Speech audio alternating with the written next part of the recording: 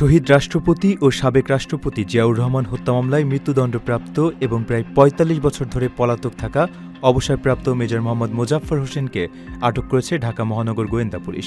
পরবর্তী আইনগত ও প্রশাসনিক প্রক্রিয়ার অংশ হিসেবে তাকে বাংলাদেশ সেনাবাহিনীর কাছে হস্তান্তর করা হয়েছে।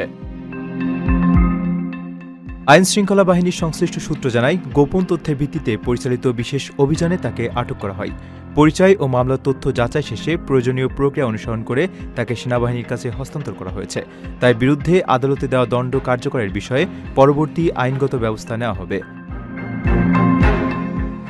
১৯৮১ সালের ৩০ মে চট্টগ্রাম সার্কিট হাউসে একদল বিদ্রোহী সেনা কর্মকর্তার হামলায় তৎকালীন রাষ্ট্রপতি জিয়াউর রহমান নিহত হন।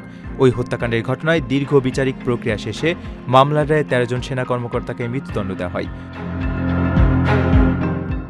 পরবর্তীতে উচ্চ আদালতও সেই রায় বহাল রাখেন। পরে কয়েকজনের মৃত্যুদণ্ড কার্যকর হলেও দীর্ঘদিন ধরে পলাতক ছিলেন মেজর মোজাফফর।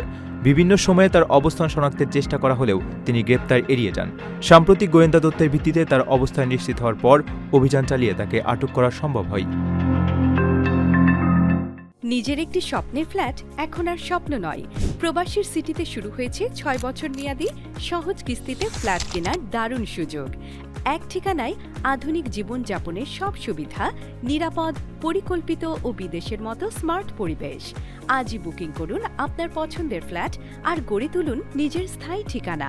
বিস্তারিত জানতে কল করুন স্ক্রিনে দেয়া নাম্বারে।